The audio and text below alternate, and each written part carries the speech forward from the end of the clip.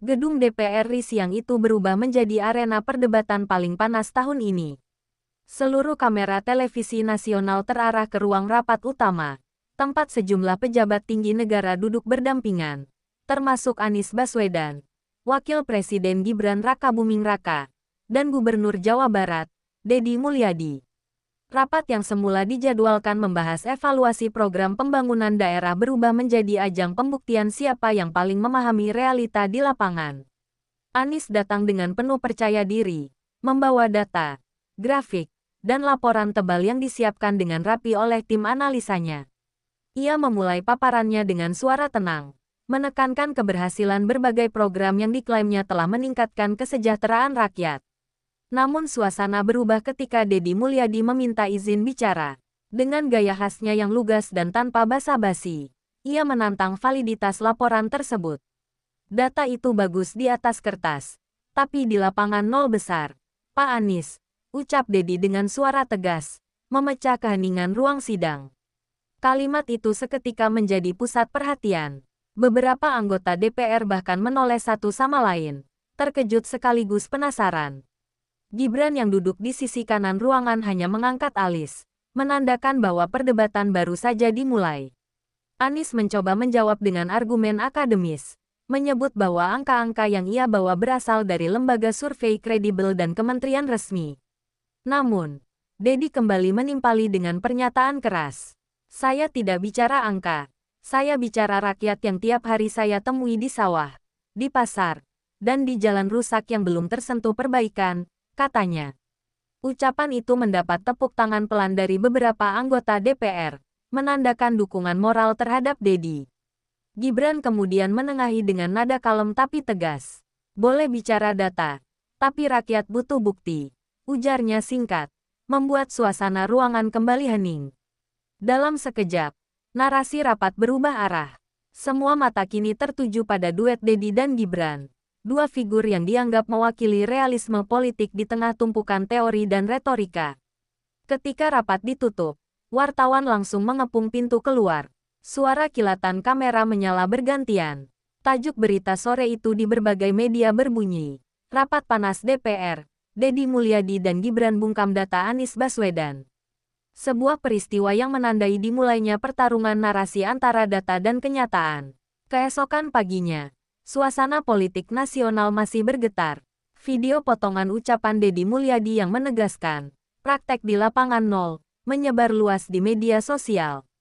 Anies Baswedan yang biasanya menjadi pusat perhatian, kali ini harus menelan kenyataan pahit. Citranya diserang oleh narasi kejujuran dan aksi nyata.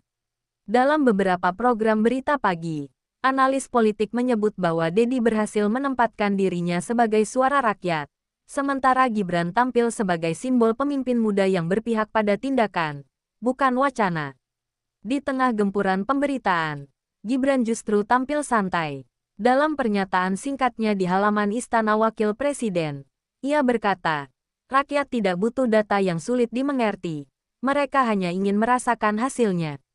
Kalimat itu menjadi kutipan utama di berbagai media daring. Sementara itu, Deddy Mulyadi menegaskan komitmennya untuk memeriksa langsung kondisi lapangan yang disebut-sebut sukses oleh Anies. Kita lihat sendiri. Jangan cuma baca laporan, katanya di depan wartawan sebelum meninggalkan gedung DPR. Sikap itu mendapat sambutan luar biasa dari masyarakat.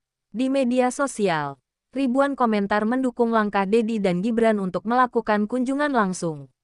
Netizen bahkan menciptakan tagar baru. Tagar turun lapangan bukan tutur kata, yang dalam waktu beberapa jam langsung menjadi trending nomor 1 di Indonesia.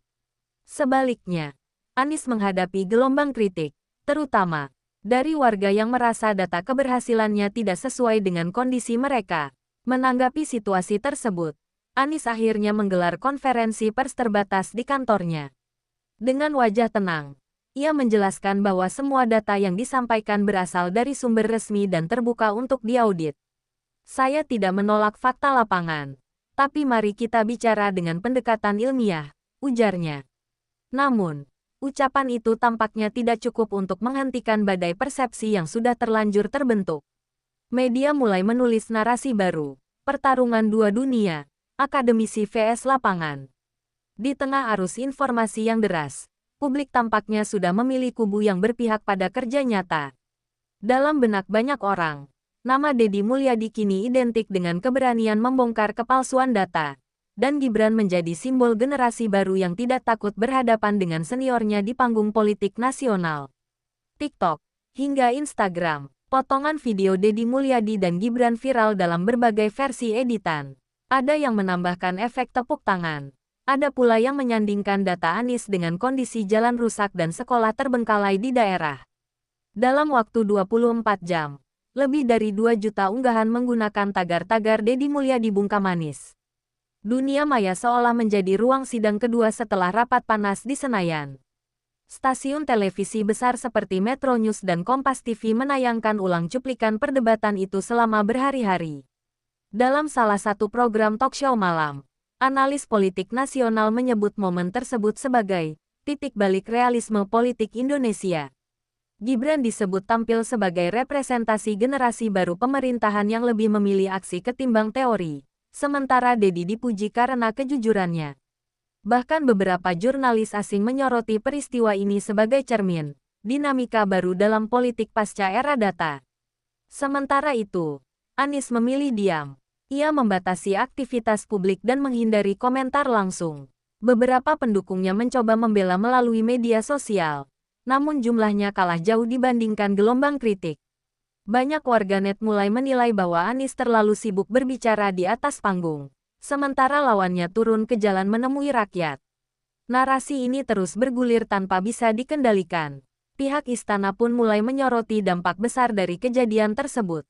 Sejumlah menteri memberikan komentar hati-hati. Sebagian menilai bahwa kritik Deddy Mulyadi adalah bagian dari dinamika demokrasi. Sebagian lain menyebutnya terlalu frontal. Namun satu hal pasti, publik menyukai kejujuran.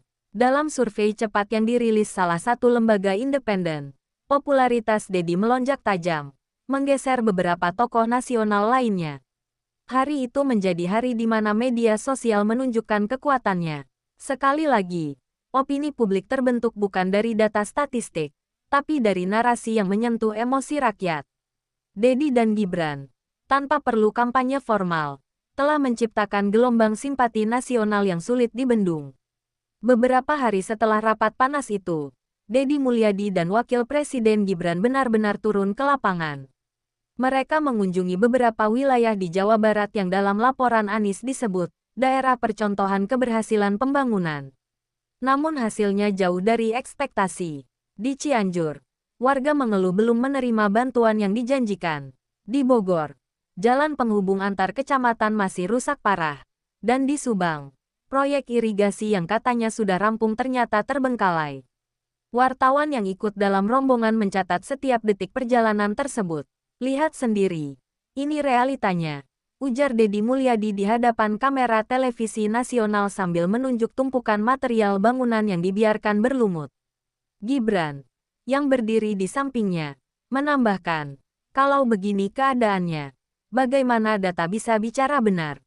Ucapan mereka disambut antusias oleh warga yang berkerumun. Banyak yang berteriak, hidup pemimpin lapangan, dan terima kasih sudah datang langsung. Liputan turun lapangan itu menjadi viral. Dalam hitungan jam, potongan video Gibran dan Deddy meninjau lokasi proyek rusak ditonton jutaan kali di YouTube dan TikTok. Publik merasa lega melihat pejabat yang benar-benar datang ke tempat mereka, bukan sekadar memberi janji. Tagar-tagar bukti bukan janji pun muncul sebagai bentuk dukungan spontan dari masyarakat. Anies sendiri sempat mengeluarkan pernyataan singkat menanggapi hal itu. Saya menghormati langkah mereka, tapi tolong jangan jadikan politik sebagai ajang pencitraan, katanya di depan wartawan. Namun, pernyataan itu justru menimbulkan reaksi balik. Banyak pihak menilai bahwa yang dilakukan Deddy dan Gibran bukan pencitraan, melainkan tanggung jawab nyata. Dari sinilah citra, duet lapangan, mulai terbentuk. Gibran dan Deddy dianggap simbol pemimpin yang bekerja langsung, tanpa jarak dengan rakyat. Media mulai menyebut mereka sebagai pasangan kerja nyata, sebutan yang akan terus melekat pada perjalanan politik mereka di bulan-bulan berikutnya. Beberapa hari setelah laporan lapangan Deddy dan Gibran mengguncang media nasional, Istana Negara akhirnya angkat bicara. Juru bicara Presiden menyampaikan pernyataan resmi yang menekankan pentingnya sinkronisasi antara data dan kenyataan di lapangan. Pemerintah pusat menghargai setiap laporan dan juga setiap aksi nyata. Keduanya harus berjalan beriringan, ujarnya dalam konferensi pers. Namun publik menilai pernyataan itu sebagai bentuk dukungan halus kepada Dedi dan Gibran. Di dalam lingkaran politik, rumor mulai berkembang. Beberapa sumber menyebut bahwa Presiden memuji langkah cepat keduanya yang langsung turun tanpa menunggu instruksi. Mereka kerja, bukan bicara. Begitu kutipan yang disebut keluar dari istana. Sementara itu, beberapa pejabat lain justru mulai resah karena khawatir langkah tegas Dedi Mulyadi akan membuka borok birokrasi lama yang selama ini tersembunyi di balik tumpukan laporan formal. Anies tampak semakin tersudut. Dalam wawancara terbatas, ia berusaha menjaga wibawa dengan mengatakan bahwa politik seharusnya menjadi ruang untuk membangun, bukan menjatuhkan. Namun nada suaranya terdengar lemah. Di sisi lain, Dedi tetap tampil kalem, mengatakan bahwa dirinya hanya ingin rakyat tahu kondisi sebenarnya. Kalau rakyat lapar, mereka tidak butuh data inflasi. Mereka butuh makan, ucapnya. Sementara itu, di media sosial, Gibran kembali menjadi topik hangat. Banyak warga menilai ia berhasil menunjukkan kedewasaan dalam kepemimpinan, meski masih muda. Ia tidak menyerang secara pribadi, tapi memilih membiarkan fakta yang berbicara. Dalam survei cepat yang dilakukan oleh Lembaga Riset Politik Nasional, tingkat kepercayaan publik terhadap Gibran dan Dedi melonjak signifikan dalam waktu singkat. Panggung politik nasional kini bergeser. Pertarungan bukan lagi soal partai atau kekuasaan, melainkan tentang siapa yang benar-benar memahami rakyatnya. Dan untuk sementara, publik seolah sudah menentukan pilihannya. Beberapa hari kemudian, di sebuah ruang kerja di Kompleks Istana Wakil Presiden, berlangsung pertemuan tertutup antara Gibran Rakabuming Raka dan Dedi Mulyadi. Suasana ruangan sederhana namun penuh tekanan politik. Kita tidak sedang berperang, Kang, kata Gibran membuka pembicaraan dengan nada hati-hati. Tapi kadang, untuk memperbaiki sesuatu, kita memang harus membongkar yang salah, jawab Dedi mantap. Pembicaraan itu menandai awal dari sinergi yang lebih dalam antara keduanya. Dalam dialog tersebut, Gibran menekankan pentingnya menjaga stabilitas nasional, terutama agar perdebatan publik tidak berubah menjadi konflik politik terbuka. Dedi mengangguk sambil berkata, "Saya tidak ingin menciptakan musuh, Mas. Tapi saya juga tidak mau rakyat terus dibohongi oleh data." Gibran menatap serius dan menjawab, "Maka kita kerja diam-diam, tapi hasilnya nyata." Ucapan itu menjadi kesepakatan tanpa perlu tanda tangan. Sementara di luar ruangan, para staf istana berbisik-bisik. Mereka tahu bahwa dua tokoh ini sedang menyusun langkah besar. Dalam waktu dekat, Gibran dan Dedi akan meluncurkan program bersama bertajuk Data Menyatu dengan Lapangan, sebuah konsep baru untuk memastikan setiap kebijakan pemerintah diuji langsung di masyarakat. Pertemuan tersebut bocor ke media, meskipun tanpa detail, namun cukup untuk memicu spekulasi. Banyak analis menilai bahwa kolaborasi keduanya bisa menjadi fondasi gaya pemerintahan baru, sederhana, langsung, dan berbasis realita. Dedi dianggap sosok yang berani bicara, sementara Gibran menjadi perisai politik yang menyeimbangkan. Hari itu menjadi penanda perubahan arah pemerintahan. Dari ruang tertutup itulah, semangat baru kepemimpinan lahir, bahwa kekuasaan sejati bukan di podium, tapi di jalanan tempat rakyat menunggu bukti nyata. Ketegangan politik mulai merambat ke berbagai sudut Senayan. Mantan Gubernur DKI Jakarta, Anies Baswedan, kini berdiri di persimpangan antara idealisme dan realitas politik. Setelah perdebatan panas di ruang DPR yang viral di seluruh media, Anies berusaha menenangkan badai dengan tampil di beberapa stasiun televisi nasional. Dalam wawancara itu, ia menegaskan bahwa data yang ia bawa bukan manipulasi, melainkan hasil riset dan laporan lembaga resmi. Namun, publik yang sudah melihat langsung video Dedi Mulyadi bersama Gibran di lapangan tampak tidak mudah diyakinkan. Anies berbicara dengan retorika khasnya, halus dan sistematis. Namun suasana sudah berubah. Rakyat kini menginginkan bukti, bukan lagi janji atau angka. Narasi, lapangan lebih jujur daripada data, terus digaungkan oleh media dan pengamat politik. Banyak pihak yang menilai bahwa Anies gagal membaca arah opini publik. Dalam ruang tertutup, para penasihatnya mulai berdebat. Sebagian menyarankan agar ia meminta maaf secara terbuka. Sebagian lain menilai langkah itu justru akan memperburuk citranya. Sementara itu, Deddy Mulyadi terlihat tenang. Ia tak mengeluarkan pernyataan tambahan, seolah membiarkan opini publik berjalan dengan sendirinya. Gibran juga tidak banyak bicara, hanya menegaskan bahwa pemerintah pusat tetap fokus pada kinerja dan bukan polemik. Dalam diam mereka, publik menemukan sosok pemimpin yang konsisten dengan tindakan, bukan kata-kata. Dari sinilah muncul istilah baru di media sosial, politik kerja nyata. Di kalangan elit politik, posisi Anies mulai goyah. Beberapa partai yang semula mendukungnya secara terbuka, kini memilih diam. Hubungan antara Anies dan sejumlah pejabat kementerian juga mulai renggang. Setiap langkahnya kini diawasi dengan sorotan tajam. Sementara kubu Deddy dan Gibran semakin mendapatkan simpati luas dari berbagai daerah. Para pengamat menyebut momen ini sebagai pergeseran sentimen publik terbesar pasca era debat Pilpres. Anies tahu, untuk bertahan, ia harus membuktikan sesuatu di luar data dan pidato. Namun, waktu tidak berpihak padanya. Rakyat sudah melihat siapa yang benar-benar turun ke lapangan. Dan ketika kepercayaan publik mulai menurun, tidak ada data sebesar apapun yang mampu membalikkan keadaan.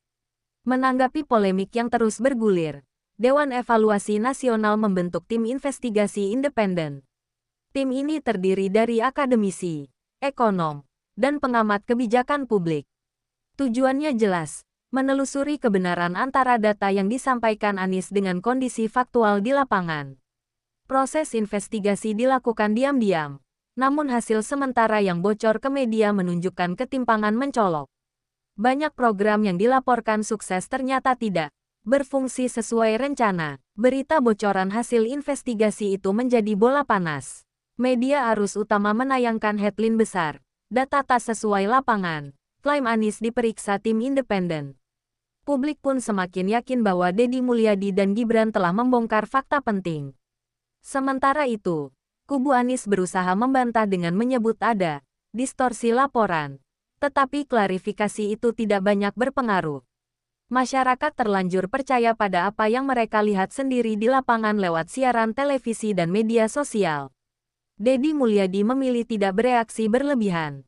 Ia hanya mengatakan, "Saya tidak mencari kesalahan siapapun. Saya hanya ingin memastikan rakyat merasakan manfaat program yang disebut berhasil." Ucapan sederhana itu menambah kredibilitasnya. Gibran, di sisi lain, mulai tampil di beberapa daerah lain, meninjau langsung program bantuan sosial dan infrastruktur. Keduanya kini dianggap simbol kepemimpinan yang pragmatis dan realistis. Lembaga survei mencatat lonjakan popularitas Deddy dan Gibran secara signifikan. Dalam waktu singkat, keduanya menduduki posisi teratas dalam daftar tokoh yang paling dipercaya publik. Sementara itu, kepercayaan terhadap Anies anjlok hingga di bawah 40%.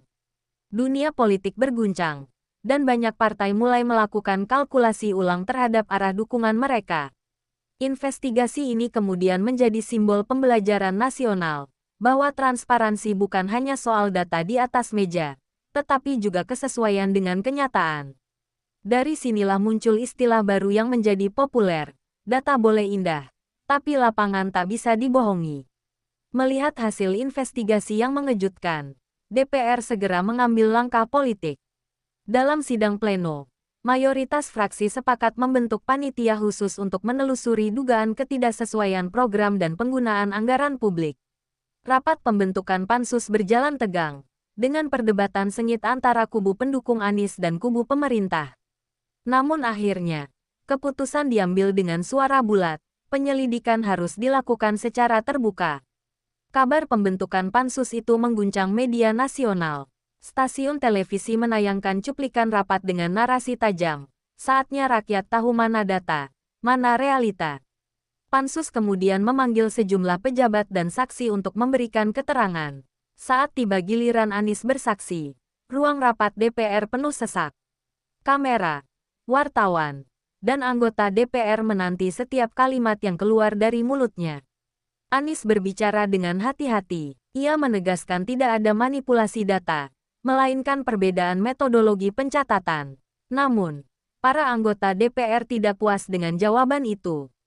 Salah satu anggota bahkan menegaskan, kalau rakyat tidak merasakan hasilnya, itu bukan metodologi, tapi kegagalan. Ucapan itu membuat ruangan bergemuruh. Deddy Mulyadi dan Gibran yang hadir sebagai saksi lapangan hanya diam. Namun senyum mereka cukup untuk mengguncang dinamika rapat. Laporan awal Pansus menegaskan bahwa ada banyak program yang tidak efektif dan tak sampai ke masyarakat. Rekomendasi mereka adalah audit menyeluruh dan evaluasi nasional terhadap sistem pelaporan pembangunan. Keputusan ini membuat banyak pihak gemetar, terutama para pejabat di kementerian terkait yang selama ini terbiasa bermain aman dengan laporan statistik. Rakyat menyambut langkah DPR dengan antusias. Mereka merasa akhirnya suara mereka didengar. Dari warung kopi hingga kantor pemerintah daerah, obrolan publik kini berpusat pada satu hal, akhirnya, kebenaran lapangan menang atas angka. Gelombang dukungan terhadap Deddy Mulyadi dan Gibran datang dari berbagai penjuru negeri. Di Jawa Barat, ribuan warga menyambut keduanya setiap kali turun meninjau proyek. Mereka datang bukan karena diundang, melainkan karena ingin menyampaikan langsung keluhan dan apresiasi. Baru kali ini, pemimpin datang tanpa rombongan besar dan bicara langsung dengan rakyat, ujar seorang pedagang di Cianjur. Momen-momen semacam ini menjadi bahan viral di dunia maya, menegaskan citra keduanya sebagai pemimpin lapangan sejati. Deddy Mulyadi dikenal dengan gaya khasnya yang sederhana. Ia tidak membawa banyak ajudan, tidak memblokir jalan, bahkan sering mampir ke rumah warga tanpa protokol berlebihan. Gibran mengikuti gaya itu dengan cepat, menjadikan kunjungan kerja sebagai kesempatan untuk mendengar, bukan sekadar meninjau. Kombinasi dua gaya ini menjadi magnet politik yang kuat, dan banyak analis menyebut keduanya sebagai duet kerja nyata. Media pun tak berhenti memberitakan langkah mereka. Setiap tayangan kunjungan lapangan diikuti oleh jutaan penonton. Tayangan itu menunjukkan kontras tajam dengan gaya Anies yang lebih akademis dan penuh teori. Publik pun membuat perbandingan terbuka di dunia maya. Yang satu bicara angka, yang satu bicara tanah dan rakyat. Partai politik besar mulai melirik arah angin. Beberapa partai nasional bahkan secara terbuka menyatakan dukungan terhadap visi kerja lapangan Deddy Mulyadi. Mereka melihat gelombang rakyat ini sebagai tanda kebangkitan gaya kepemimpinan baru. Gaya yang berpihak langsung pada realita. Di tengah euforia ini, Deddy dan Gibran tetap berhati-hati. Mereka menegaskan bahwa semua langkahnya bukan untuk pencitraan politik, tetapi tanggung jawab moral. Namun, di mata rakyat, keduanya sudah menjadi simbol perubahan besar dalam wajah pemerintahan Indonesia. Gelombang popularitas itu mengangkat Deddy Mulyadi ke panggung nasional.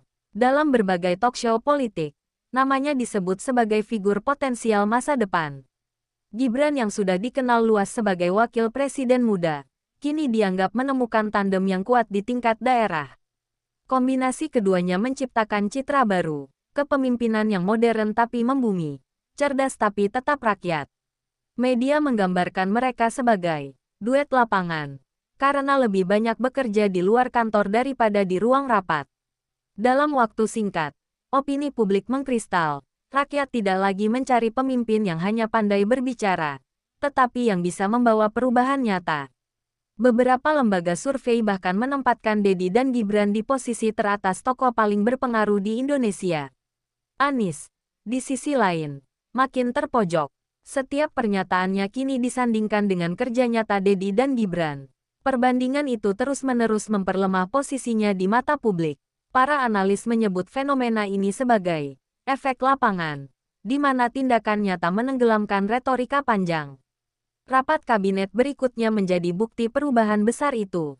Deddy Mulyadi mendapat kepercayaan langsung untuk memimpin proyek nasional pembangunan daerah tertinggal, sementara Gibran memantau jalannya program. Keputusan itu membuat keduanya semakin kuat di mata rakyat. Kini, keduanya bukan hanya pemimpin daerah dan wakil presiden. Mereka adalah simbol arah baru kepemimpinan nasional, kerja nyata, transparansi, dan kedekatan dengan rakyat kecil. Melihat posisinya kian melemah, Anies mencoba bangkit dengan strategi komunikasi baru. Ia membentuk tim media dan konsultan opini publik untuk memulihkan citra yang terpuruk. Dalam berbagai wawancara, ia menegaskan kembali pentingnya kebijakan berbasis data ilmiah. Namun, publik yang sudah terlanjur skeptis justru menganggap ucapannya sebagai pembelaan belaka. Tagar-tagar data tanpa lapangan pun muncul dan menjadi ejekan baru di media sosial.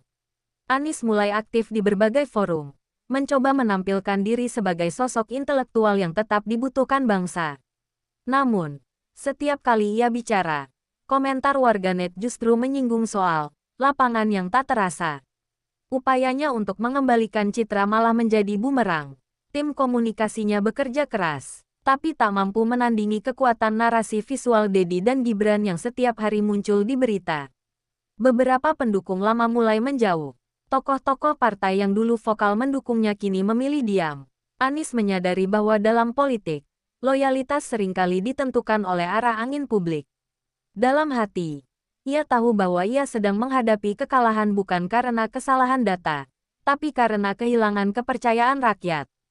Sementara itu, Gibran dan Dedi terus bergerak tanpa komentar. Mereka tidak pernah menyebut nama Anies, seolah membiarkan waktu yang menjawab. Tindakan diam itu justru semakin memperkuat citra keduanya sebagai pemimpin yang dewasa dan tidak mudah terpancing. Di titik ini, publik sudah menentukan sikap, kata-kata tak lagi cukup, dan yang dihargai hanyalah tindakan nyata yang bisa dirasakan rakyat. Guncangan besar terjadi di panggung politik nasional. Popularitas Deddy Mulyadi dan Gibran menembus batas Jawa Barat, mengguncang pusat kekuasaan di Jakarta. Sejumlah partai besar mulai berebut mendekat, menawarkan dukungan dan kerjasama. Sementara itu, kubu Anies mulai terpecah menjadi dua, mereka yang masih setia, dan mereka yang diam-diam berpindah ke kubu Deddy Gibran. Analisis politik di media nasional menyebut ini sebagai pergeseran generasi kepemimpinan. Gaya lama yang berpusat pada retorika mulai tergeser oleh gaya baru yang berbasis tindakan nyata. Dalam forum-forum diskusi, para akademisi bahkan menyebut Deddy sebagai contoh ideal dari pemimpin lapangan era digital, yang mampu menggabungkan tradisi kepemimpinan lokal dengan manajemen modern. Partai-partai politik mulai menyesuaikan strategi komunikasi mereka. Mereka kini meniru pendekatan turun ke lapangan yang diperkenalkan oleh Deddy dan Gibran. Bahkan beberapa kepala daerah mulai meniru gaya keduanya untuk mendapatkan simpati publik. Fenomena ini disebut media sebagai efek Cianjur, simbol keberhasilan komunikasi antara pemimpin dan rakyat secara langsung. Namun, di balik euforia itu, muncul kekhawatiran di kalangan elit lama. Mereka khawatir bahwa gelombang dukungan besar ini akan mengubah peta kekuasaan nasional secara drastis. Beberapa di antaranya mulai melancarkan manuver politik diam-diam untuk menghambat laju duet ini. Deddy dan Gibran tetap tenang menghadapi situasi itu. Yang kita lakukan bukan politik pencitraan, kata Deddy dalam wawancara. Ini tentang mengembalikan kepercayaan rakyat yang sudah terlalu lama disakiti janji. Kalimat itu menjadi kutipan viral selama berminggu-minggu. Puncak dukungan publik terjadi di lapangan Gasibu, Bandung. Ribuan orang memadati area itu sejak pagi, menunggu kehadiran Deddy Mulyadi dan Gibran. Spanduk besar bertuliskan, "Kerja nyata untuk Indonesia," terbentang di langit-langit acara. Di tengah sorak-sorai massa, keduanya naik ke panggung sederhana, tanpa karpet merah, tanpa protokol berlebihan. Gibran mengenakan batik polos, Deddy berpeci hitam khasnya, menatap lautan manusia di hadapan mereka. Dalam pidatonya, Deddy berbicara dengan suara lantang dan penuh keyakinan. Negeri ini tidak butuh banyak bicara, tapi banyak bekerja. Data penting, tapi rakyat lebih penting. Mari kita buktikan bahwa lapangan adalah cermin kebenaran. Seruan itu disambut gemuruh tepuk tangan yang mengguncang kota. Gibran kemudian melanjutkan, "Kami tidak akan menjanjikan langit. Kami akan menginjak tanah bersama rakyat. Karena dari tanah inilah kekuatan bangsa tumbuh." Kalimat itu membuat massa semakin histeris. Beberapa televisi nasional menyiarkan langsung acara tersebut, menjadikannya momen politik paling bersejarah tahun itu. Deklarasi tersebut bukan sekadar acara simbolik, tetapi pernyataan sikap moral, bahwa arah kepemimpinan Indonesia harus kembali ke akar, ke lapangan, ke rakyat. Para pengamat menyebutnya sebagai deklarasi lapangan, momen yang menandai kebangkitan etos kerja nyata dalam politik Indonesia. Di malam hari, video pidato keduanya viral di seluruh platform. Dalam waktu kurang dari 6 jam, tagar-tagar deklarasi lapangan mencapai puncak trending global. Dunia menyaksikan bagaimana dua figur Indonesia mengubah paradigma kepemimpinan hanya dengan satu hal sederhana, turun langsung ke rakyat. Beberapa bulan setelah euforia besar itu, suasana politik mulai tenang. Anies memilih mundur perlahan dari panggung publik dan fokus pada dunia akademik, kembali menjadi peneliti dan penulis kebijakan publik.